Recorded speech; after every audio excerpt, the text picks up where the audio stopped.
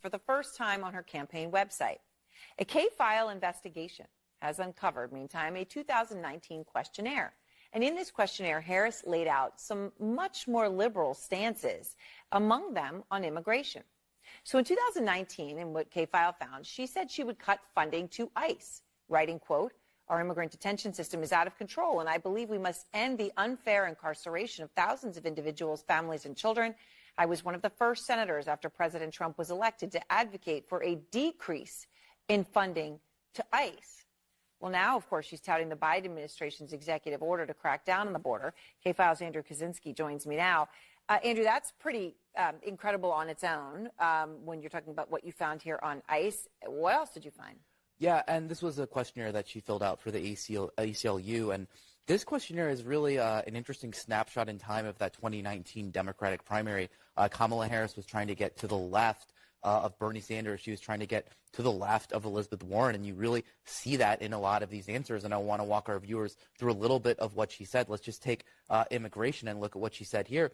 She said on immigration, she made this open-ended pledge to end immigrant detention. She said she supported taxpayer-funded gender transition surgeries for detained migrants. She also said she supported taxpayer-funded gender transition surgeries for detained migrants. She actually said she supported that. She both wrote and answered in the affirmative when she was asked this. Oh. And she said she also supported it for federal prisoners. Now, she also pledged to slash immigration detention by 50%, close all family and private facilities, and decrease funding for ICE, and then the end ICE detainers with local law enforcement. I mean, these are things that, you know, it would be hard to think that you would come up with taxpayer funding gender transitions for detained migrants, and yet this, as you say, written and verbally. You know, what else, you know, did you find?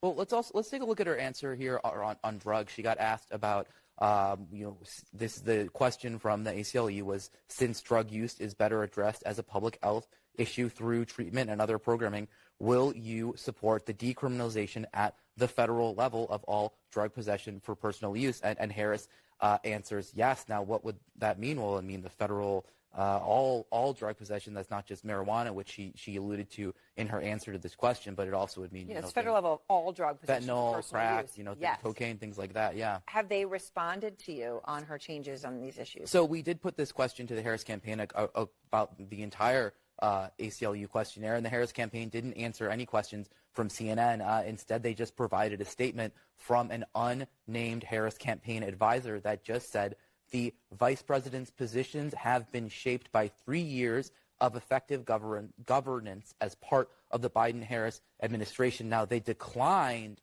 to CNN to elaborate on what those positions were, and then they also provided this statement, which they attributed to a spokesperson saying, as president, she will take that same pragmatic approach, focusing on common sense solutions for the sake of progress. So where does she stand on this, all this questionnaire today? We don't know, and they won't say. It's pretty incredible stuff, and thank you very much, Andrew K-File, for this reporting.